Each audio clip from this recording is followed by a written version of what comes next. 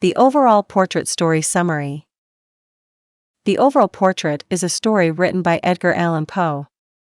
He presents a powerful story about the relationship between art and life through the narrator's encounter with the oval portrait of a young woman in a palace. The story presents a close analysis of the oval potato, with the links between life and arts. The narrator is wounded and the restless has got a shelter in an old palace with his servant Pedro. He retreats to one of the rooms, where he contemplates the strange paintings adorning the walls and reads a small book he discovered on the bed's pillow, which contains information about the paintings. Around midnight, he adjusts the candelabrum in the room, and his gaze is drawn to a portrait in an oval-shaped frame, depicting a young girl on the verge of womanhood. The narrator is captivated by this lifelike portrait, but he is soon repulsed by it. He opens the book and reads the entry about the oval portrait's history. The woman depicted in it was the painter's young bride, and she was a perfect wife in every way except that she was jealous of her husband's art, which distracted him from her. The artist paints a portrait of his wife and becomes increasingly obsessed with capturing her likeness until he spends all of his time staring at the portrait and very little time looking at her. She becomes weaker and weaker, depressed from losing her husband's love as he stops paying attention to her, and Poe oval portrait illustration becomes increasingly preoccupied with the painting. When he has nearly finished the portrait and turns to look at his wife, he discovers that she has died. What distinguishes Edgar Allan Poe's stories from other gripping Gothic horror tales or unsettling stories is the way he depicts a central idea that the story explores and analyzes.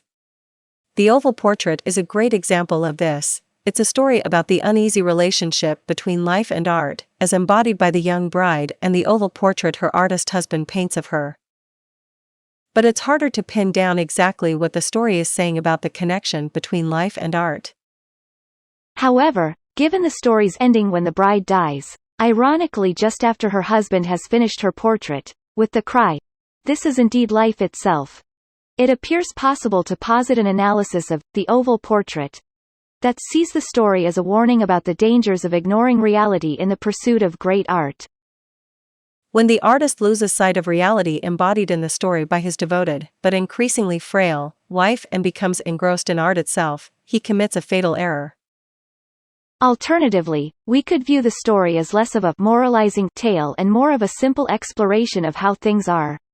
In this interpretation, the story may be seen not as a cautionary tale about the dangers of prioritizing art over life, but rather as a statement about the nature of creativity, namely, that no great art has ever been created without cost. After all, the oval portrait is an artistic success. It is its lifelike quality, as well as the artist's triumph in capturing the living essence of his subject, that draws the narrator's attention to it among all the other paintings. Furthermore, there is no moral framework for the story's conclusion, no follow-up paragraph informing us that the story is warning us of the dangers of art. The oval portrait may have an oval-shaped frame, but the oval portrait does not come with a handy framing that directs us to the story's meaning, although it is a framed or embedded narrative in the sense of having a text placed wit. However, the story ends without returning to hear the narrator's thoughts on what he has just learned. The overall portrait story summary completed here. You guys are amazing. Keep learning, keep reading and keep supporting. Finally, thank you for watching the video and don't forget to like and subscribe video.